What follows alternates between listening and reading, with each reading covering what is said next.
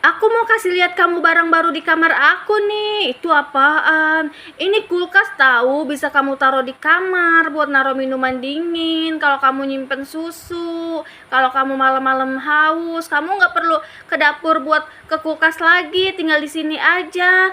Wah, muatnya juga banyak ya. Iya dong, ini juga bisa buat puding. Kamu makan puding tinggal ambil aja di kamar. Nih, tempatnya juga muat banyak, praktis banget. Ini bisa dingin sampai -5 derajat loh. Wah, enak banget ya.